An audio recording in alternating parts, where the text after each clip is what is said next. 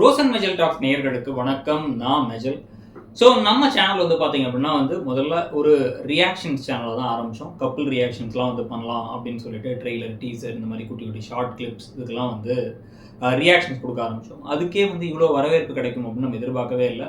அதுவும் கன்சிஸ்டண்ட்டாக நம்மளால் போட முடியாட்டி கூட 9000 சப்ஸ்கிரைபர்ஸ்க்கு மேலே வந்தாச்சு. கிட்டத்தட்ட 10,000 நெருங்கிட்டு இருக்கோம். அப்படிங்கிற சமயத்தில் சரி, வேற என்ன மாதிரி வகைகளில் கனெக்ட் பண்ண முடியும் சப்ஸ்கிரைபர்ஸோடையும் சரி, நம்மளும் வேற என்ன விஷயங்கள்லாம் பேசலாம் அப்படின்னு பார்த்தா, சினிமா, கரண்ட் அஃபேர்ஸ், இல்லை பார்த்தீங்க அப்படின்னா ஜென்ரல் நாலேஜ், நடக்கிற விஷயங்களில் சில விஷயங்கள்லாம் நமக்கு தெரிஞ்சுக்கணுங்கிற ஒரு க்யூரியாசிட்டி இருக்கும். இது என்னவா இருக்கும், ஏதா இருக்கும், இதை பற்றி ஏன் எல்லாரும் பேசுகிறாங்க அப்படின்ட்டு அந்த மாதிரி கரண்ட்டாக ஹேப்பனிங்காக இருக்க, ட்ரெண்டிங்காக இருக்க விஷயங்களை பற்றிலாம் பேசலாம் அப்படின்னு சொல்லி முடிவு பண்ணி தான் இந்த செக்மெண்ட் ஆரம்பிச்சிருக்கோம். இனிமேல் அடிக்கடி கனெக்ட் பண்ணி ரிலேட்டடான விஷயங்கள், இப்போ ஒரு டாபிக் எடுத்தோம்னா அந்த டாப்பிக்கை பற்றி விஷயங்கள்லாம் பேசலான் இருக்கோம். அதில் முதல்ல பார்த்தீங்கன்னா நமக்கு சினிமா தான் ஒரு பெரிய ஈர்ப்பு. அதனால தான் சினிமா ரிலேட்டடாக ஒரு சேனல் ஆரம்பிக்கணும் அப்படின்னு இதை ஆரம்பிச்சதே கூட. இப்போ தமிழ் சினிமாவோட நிலைமையை பார்த்தா நிஜமாக சொல்லணும் அப்படின்னா கவலைக்கிடமாக தான் இருக்குது. ஒரு இப்போ இந்த ஒரு வருஷம் 2024 ஆரம்பிச்சதுலேருந்தே பார்த்தீங்க அப்படின்னா டவுன்வர்ட் ஸ்லோப்னு தான் சொல்லணும். இப்போலாம் ஆக்சுவலாக சம்மர் ஹாலிடேஸ்க்கு யூஸ்வலாக படங்கள்லாம் நிறைய ரிலீஸ் ஆகும். ஏப்ரல் 14 அப்படின்னாலே நிறைய படங்கள் சித்திரை திருநாளை முன்னிட்டு ரிலீஸ் ஆகும். இந்த தடவை பார்த்தா அப்படி பெரிய ஒரு வரவேற்போ இல்லை பெரிய ஒரு இதுவே கிடையாது. ஒரு 2 மாதமாகவே யூஸ்வலாக பார்த்தீங்கன்னா February Marchல கொஞ்சம் படங்கள் கம்மியாகும். அதுக்கு என்ன காரணம் சொல்லுவாங்க அப்படின்னா, கிட்ஸ் எல்லாம் ஸ்கூல் சில்ட்ரன்லாம் கூப்பிட்டு போக மாட்டாங்க. ஸ்டூடெண்ட்ஸ் எல்லாம் தியேட்டருக்கு, ஏன்னா எக்ஸாம் டைம் அப்படிங்குவாங்க. ஆனால் அதை தாண்டியும் கூட கொஞ்சமாக அடல்ட் ஆடியன்ஸை ரீச் பண்ணுற அளவுக்கு கூட நல்ல படங்கள்லாம் வரல அப்படிங்கிறது தான் ஒரு பெரிய ஒரு கொடுமையான விஷயம். இதில் இந்த வருஷம் வந்ததில் நமக்கு ஒரு ஆச்சரியமான விஷயம் தியேட்டரில் பார்த்தீங்க அப்படின்னா எல்லாரும் பேசுகிற முக்கியமான விஷயம், மலையாள சினிமாவுக்கு கிடைச்ச வரவேற்பு கூட தமிழ் சினிமாவில் தமிழ்நாட்டில் ஏன் தமிழ் சினிமா கிடைக்கல அப்படிங்கிறது தான். மஞ்சுமல் பாய்ஸ் அவ்வளோ பெரிய ஹிட், பிரேமாலு அதுவுமே தனியாக ஒரு ஹிட் அப்படின்னு 2 படமே செமையான ஒரு கலெக்ஷனை அள்ளிடுச்சு அப்படின்னு தான் சொல்லணும். ஸோ அதில் பார்த்தீங்க அப்படின்னா மஞ்சுமல் பாய்ஸ் தேட்டருக்காகவே எடுக்கப்பட்ட மாதிரி இருக்கும். நீங்கள் அதை வீட்டில் பார்த்தா கூட அப்படி இருக்காது.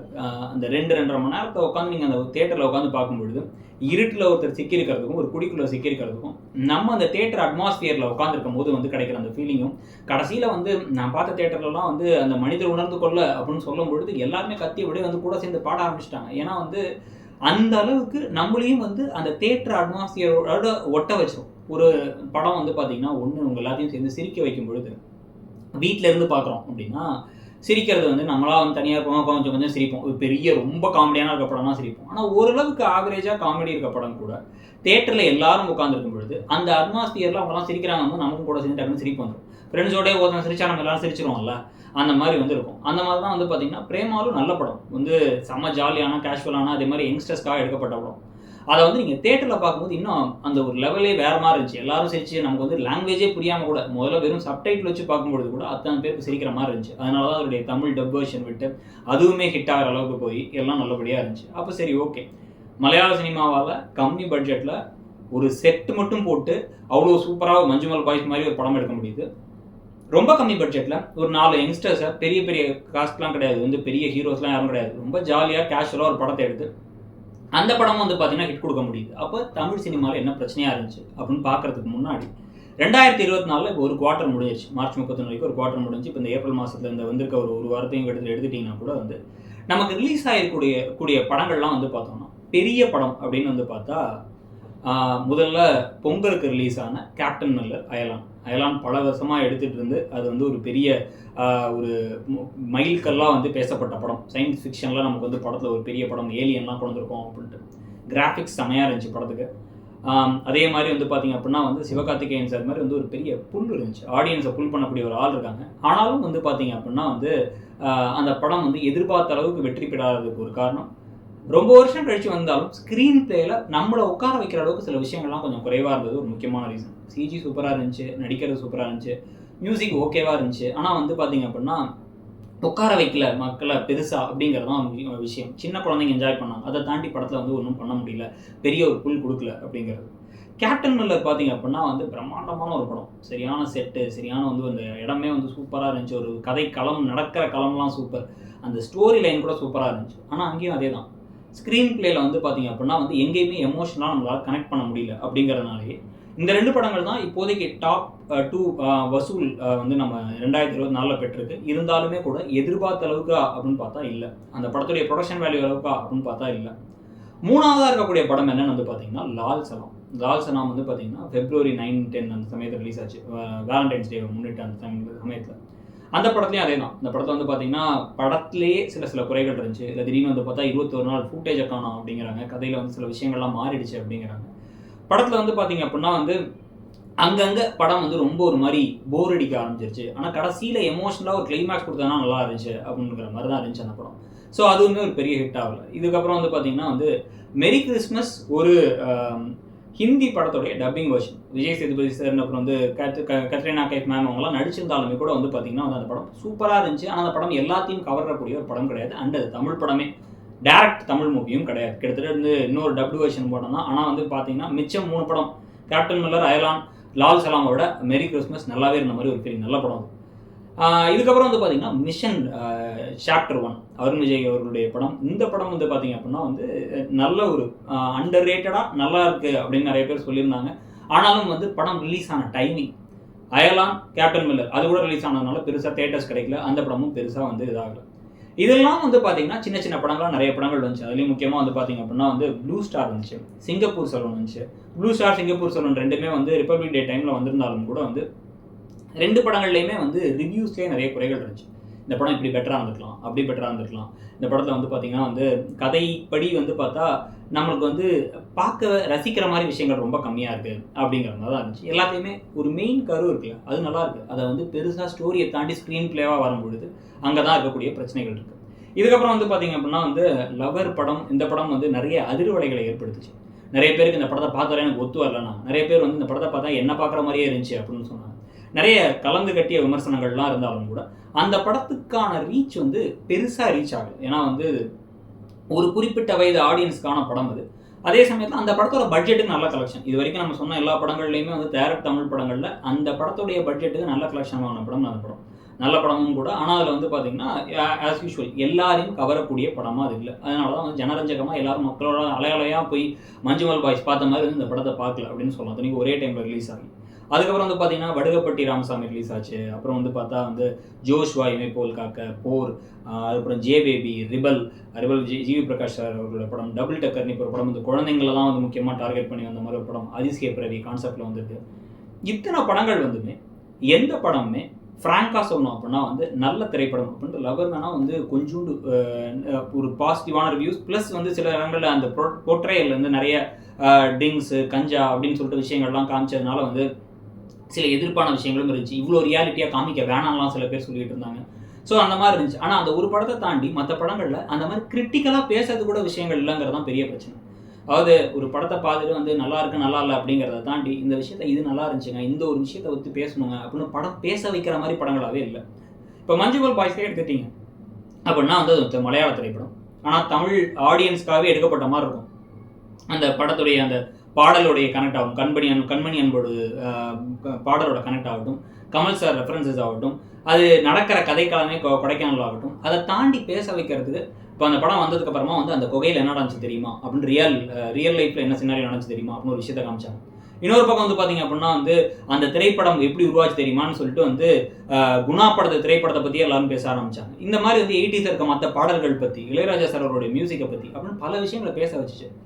இந்த மாதிரி எல்லா படமும் வந்து நாஸ்டாலஜிக்காக படத்தை பேச வைக்க தேவையில்லை. நடக்கிற விஷயங்களில் அதை பற்றி நமக்கு பேச வைக்க, டிஸ்கஸ் பண்ண வைக்கலாம் அப்படின்னா அந்த அளவுக்கு கூட பண்ண வைக்கல அப்படிங்கிறதான் விஷயம். இப்போ கேப்டன் மில்லர் வந்து பார்த்தீங்கன்னா வந்து அது நடந்த கதைக்களமும் அந்த காலகட்டம் அந்த சமயத்தில் நடந்ததெல்லாம் புதுசு. நம்ம ஊரில் அதிகமாக அந்த சமயங்களில் படங்கள் இப்போ ரீசெண்டாக வரல. அப்போ ஆனால் அதை மீறி ஏன் அந்த படத்தை வந்து பேச வைக்கல அப்படின்னா எமோஷனலாக கனெக்ட் இல்லை, ஸ்க்ரீன் பிளே வீக்காக இருந்தது தான் காரணம். ஸோ இதுக்கு பிறகு வந்து பார்த்தீங்க அப்படின்னா தமிழ் சினிமாவுக்கு இப்போதைக்கு தான் படம் ரிலீஸ் கிட்டத்தட்ட ஜூன் மாதம் வரைக்குமே ரொம்ப கம்மி தான். ஜூன் மாதத்துக்கு பிறகு தான் தமிழ் சினிமாவுக்கு 2024 நிறைய பெரிய படங்கள் வரப்போகுது. இந்தியன் 2 பல வருஷமாக வந்து மேக்கிங்கில் இருக்க சங்கர் சார் அவர்களுடைய படம், ரொம்ப வருஷம் கழித்து சங்கருடைய படம் அவர்களோட படம் வந்து டேரெக்டாக தமிழில் ரிலீஸ் ஆக போகுது. ஸோ அந்த ஒரு படம் இருக்குது. அதுக்கப்புறம் வந்து பார்த்திங்க அப்படின்னா வந்து இப்போ தங்கலான் ரிலீஸ் ஆக போகுது. ரஞ்சித் அவர்களுடைய இயக்கத்தில் சியான் விக்ரம் அவர்கள் நடிக்கிற திரைப்படம், அந்த படம் வரப்போகுது. அது ஒரு பெரிய பட்ஜெட் படமாக இருக்குது. ட்ரெயிலெல்லாம் பார்த்தோம்னு தெரிஞ்சு. இது இல்லாமல் வந்து பார்த்திங்கன்னா வேட்டையன், டிஜே ஞானவேல் அவர்களுடைய டைரக்ஷனில் சூப்பர் ஸ்டார் ரஜினிகாந்த் அவர்கள் நடிக்கிற படம், வெங்கட் பிரபு டைரக்ஷனில் விஜய் அவர்கள் நடிக்கக்கூடிய படமான கோட் இருக்கு, அப்புறம் விடாமுயற்சி இருக்கு. இந்த மாதிரி வந்து தல அஜித் அவர்களுடைய படம். இது இல்லாமல் வந்து கங்குவா சிறுத்தை சிவா அவர்களுடைய டைரக்ஷன்ல சூர்யா அவர்களுடைய படம். இந்த மாதிரி நிறைய படங்கள் அடுத்தடுத்து வரப்போகுது. STR 48 இருக்கு. அதுக்கப்புறம் வந்து பார்த்தீங்கன்னா வந்து தனுஷ் அவர்களோட இயக்கத்தில் நிலவுக்கு என் மேல் என்னடி கோபம்னு ஒரு ஜாலியாக கிட்ஸை வச்சு டீனேஜ் பசங்களை வச்சு எடுக்கிற ஒரு படம் வரப்போகுது. இது இல்லாமல் வந்து பார்த்தீங்கன்னா ஸ்டார் திரைப்படம் வரப்போகுது. இந்த மாதிரி நிறைய படங்கள் இதுக்கப்புறம் தான் வரப்போகுது. ஸோ 2 வாரத்துக்கு ஒரு தடவை தேட்டருக்கு போக வைக்கிற அந்த ஒரு ரீச் கொடுக்குற படங்கள் வரப்போகுது. அது மட்டும் போதுமா அப்படின்னு வந்து பார்த்தா இதில் என்ன பிரச்சனை அப்படின்னா, இப்போ கேப்டன் மில்லருக்கும் அயலாண்டுக்குமே வந்து பார்த்தீங்கன்னா ஒரு பெரிய படம் ரிலீஸ் ஆகும், இது நல்லா இருக்குமா அது நல்லா இருக்குமா, நாங்கள் படம் ரிலீஸ் ஆகி ஒரு வாரத்தையும் அந்த 2 படத்தை பற்றி யாரும் பெருசாக பேசவே இல்லை, அப்படியே விட்டாங்க. அப்போ அந்த மாதிரி பெரிய படங்களுக்கு எந்த அளவுக்கு வந்து ஒரு ப்ரொமோஷன் கிடைக்குதோ, ஆரம்பத்தில் ஒரு 2 வாரத்துக்கு வந்து ஆள் வந்துடுவாங்க, 1.5 வாரத்துக்கு ஆள் வந்துடுவாங்க. அதுக்கு பிறகு வர வைக்கிற அளவுக்கு என்ன வேணும் அப்படின்னு வந்து பார்த்தா ஸ்க்ரீன் பிளே தான் பெரிய குறையாக இருக்குது. நம்மள்ட்ட வந்து ப்ரொடக்ஷன் வேல்யூ இருக்குது, பார்க்கறதுக்கு நிறைய ஆட்கள் இருக்காங்க. கேரளா சினிமாலாம் வந்து பெரிய பட்ஜெட் ஏன் எடுக்கிறது இல்லை அப்படின்னா ஆடியன்ஸ் கம்மி. ஸோ அதுக்கு மேலே வந்து அவங்களுக்கு ஓடிடியில் தான் பெருசாக வருமானமே வருது அப்படிங்கிறாங்க, தேட்டரில் வந்து ரொம்ப கம்மியாக தான் வருது அப்படிங்கிறாங்க. ஸோ அப்படி இருக்கும் பொழுது நமக்கு வந்து அப்படி கிடையாது. தேட்டர்ஸ் ஜாஸ்தி, வரக்கூடிய ஆட்கள் ஜாஸ்தி, பொட்டென்ஷியல் ஜாஸ்தி, நமக்கு விற்கவும் முடியும். நமக்கு வந்து படத்தை வந்து நீங்கள் வந்து இன்டர்நேஷ்னல் லெவலில் வந்து விற்கிறதுக்கு முடியும், நார்த்தில் வந்து விற்க முடியும், எல்லாமே இருக்குது. அப்படியும் மீறி திரைப்படங்கள் ஏன் குவாலிட்டியாக வரதில்லை அப்படின்னா, எழுதுறதுக்கு ஒரு படத்துடைய ஸ்க்ரீன் பிளே, ஸ்டோரி இது எழுதுறதுக்கான முக்கியத்துவம் ரொம்ப கம்மியாக இருக்குது. இயக்குநர்கள் அவர்களே எழுதலாம் அப்படின்னு முடிவு பண்ணி என்ன பண்ணுறாங்க அப்படின்னா வந்து சும்மா ஒரு டீம் வச்சு அவங்களே எழுதலாம்னு முடிவு பண்ணி நமக்கு வந்து ஹீரோவுக்கு மாசான சில விஷயங்கள் வச்சா போதும், இல்லை வந்து கதையில் இதை மட்டும் வச்சா போதுங்கிறாங்க. அது சில படங்களுக்கு நல்லா ஒர்க் அவுட் ஆகும். ஜெயிலர் மாதிரி திரைப்படத்துக்கு கதை களத்தை தாண்டி ஒரு சூப்பர் ஸ்டார் ஒருத்தர் இருக்காரு, அவருக்கு மாஸ் மொமெண்ட்ஸ் வைக்கும்பொழுது தேட்டர் எக்ஸ்பீரியன்ஸை கொடுக்க முடியும். அந்த மாதிரி படங்களும் வந்தால் தான் வந்து உங்களுக்கு பெரிய கலெக்ஷன் வரும், அது வந்து குறைய சொல்ல முடியாது.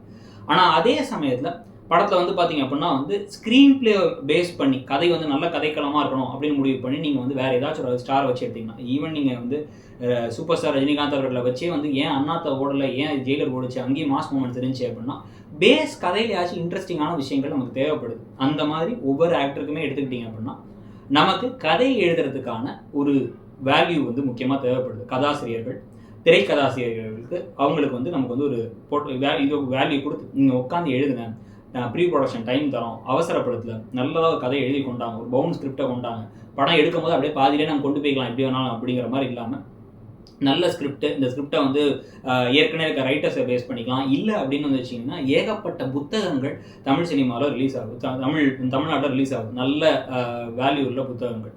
அந்த புத்தகத்தை எடுத்து அந்த புத்தகத்துக்கு திரைக்கதை இது பண்ணலாம். நீங்கள் வந்து வெற்றிமாறன் அவர்கள் எடுத்துக்கிட்டிங்கன்னா அவருடைய நிறைய படங்கள் வந்து பார்த்தா ஏற்கனவே ஒரு நாவல் இருக்கும், அந்த நாவலில் ஒரு சிறுகதையோ அந்த கதையிலேருந்து எடுக்கப்பட்டதாக இருக்கும். ஸோ உங்களுக்கு ஒரு பேஸ் ஸ்டோரி இருக்கும் பொழுது சூப்பராக அவுட்புட் வரும். ஏன்னா வந்து அதில் வந்து ஒரு ஸ்டார்ட் இருக்கும், ஒரு முடிவு இருக்கும், அதுலேருந்து எடுத்து நீங்கள் அதை பெருசாக்கி கோர்த்து வைக்கும் பொழுது அந்த மாதிரி திரைக்கதைக்கு ஒரு இம்பார்ட்டன்ஸ் தரது ரொம்ப முக்கியம். அப்படி கொடுத்தாதான் சின்ன பட்ஜெட் படத்துலையுமே இன்ட்ரெஸ்டிங்கான படங்களை கொடுக்க முடியும். அண்டு நமக்கு வந்து ஹீரோ சென்ட்ரிக்கை தாண்டி வெளில வந்துட்டோம். ஓடிடி பிளாட்ஃபார்ம்ஸ்லாம் வந்ததுக்கு பிறகு, லாக்டவுனில் நிறைய பேர் வந்து சினிமாலாம் வந்து எல்லா சீனையும் பார்க்க ஆரம்பிச்சதுக்கு பிறகு நிறைய பேர் வீட்டில் வந்து இப்போலாம் வந்து நாங்கள் கேபிள் கனெக்ஷனே வச்சிருக்கல, ஆன்லைன்லேயே பார்த்துக்கிறோம். யூடியூப்ல எங்கள் அப்பா அம்மாலாம் வீட்டில் வீடியோ பார்த்துப்பாங்க, அப்புறம் நாங்கள் எல்லாரும் சேர்ந்து ஏதாச்சும் ஒரு படத்தை பார்த்துப்போம் அப்படிங்கிறாங்க. ஈவன் திருட்டு விசிறிகள் திருட்டுத்தனமாக படம் பார்க்கறது கூட கம்மியாகிட்டே வருது. டெலகிராம் இருந்தாலும் கூட கம்மியாகிட்டே வர்றதுக்கான காரணம் என்னன்னா, ஓடிடியில் நம்ம வந்து வருஷத்துக்கு ஒரு சப்ஸ்கிரிப்ஷனை கொடுத்து அதில் பார்த்துக்கிறோம் அப்படிங்கிற மாதிரி வராங்க.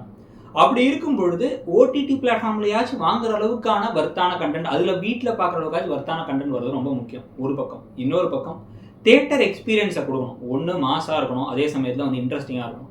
இல்லை அப்படின்னு வந்து பார்த்தீங்க அப்படின்னா வந்து கதையை எல்லாரும் பார்த்து ரசிக்கிற மாதிரி, சிரிக்க வைக்கிற மாதிரி படங்கள் வரணும். இப்போ வந்து அரண்மனை 4ம் ரத்னம் திரைப்படமும் வருது. இந்த 2 டேரக்டர்ஸ் எடுத்துட்டிங்கன்னா சுந்தர் சி அவர்களும் ஹரி அவர்களும் பக்காவான கமர்ஷியல் டேரக்டர்ஸ். இவங்க வந்து தேட்டருக்கு ஆடியன்ஸை நிறைய குமிச்சு வர வச்சவங்க.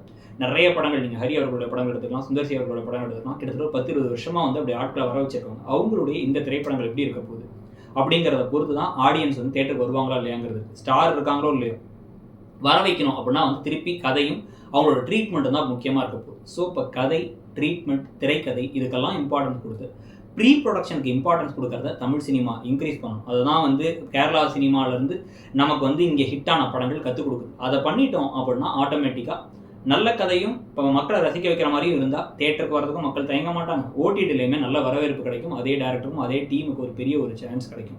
ஸோ தமிழ் சினிமா அவங்கள்ட்ட இருக்கக்கூடிய குறைகளை எப்பயுமே வந்து மாற்றி மாற்றி அப்டேட் ஆகிட்டே தான் இருப்பாங்க. தமிழ் சினிமா வந்து அன்னைக்கு இருந்த மாதிரி இன்றைக்கி இருக்கிறது இல்லை. 40கள் இருந்த மாதிரி 50கள் இல்லை, 50கள் இருந்த மாதிரி 80கள் இல்லை, இப்போ இல்லை. எல்லாமே ஏன் ஒரு 10 வருஷத்துக்கு முன்னாடி வந்த படத்தை இப்போ பார்த்தா என்ன ரொம்ப ஒரு மாதிரி ஓல்டு ஃபேஷன்டாக இருக்குது, மிசோஜினிஸ்டிக்காக இருக்குது அப்படின்லாம் பேசுகிறாங்க. ஆணாதிக்கத்தனம் அதிகமாக இருக்கே அப்படின்ட்டு. அப்போ வந்து இந்த மாதிரி உன் புருஷன் மட்டும் பார்க்க வேண்டிய உடம்பை எதுக்கு மற்றவங்க காமிக்கிற அப்படின்னு இப்போ சொன்ன ஹீரோஸ் வந்து இப்போ வந்து அவள் போட்டிருக்கிற அவங்களுக்கு விருப்பமான ஒரு உடை அப்படின்னா அதை பார்க்குறதுல உன் பார்வையில தான் தப்பு இருக்குது அப்படின்னு சொல்கிற அளவுக்கு வந்து பரிமாண வளர்ச்சி அடைஞ்சாச்சு நம்ம. ஸோ அதுக்கு ஏற்ற மாதிரி சினிமாவும் அப்டேட் ஆகிட்டே வரணும், சினிமாவில் இருக்க ரைட்டர்ஸும் அப்டேட் ஆகிட்டே வரணும்.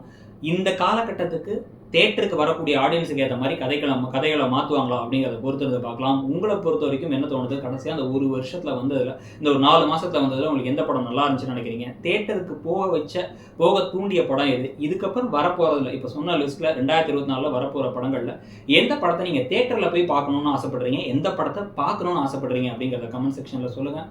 மேலும் நிறைய வீடியோக்களில் சந்திக்கலாம். தேங்க்யூ, பாய். மறக்காமல் ரோசன் மேஜர் டாக்ஸ் சேனலை சப்ஸ்கிரைப் பண்ணிவிடுங்க. தேங்க்யூ.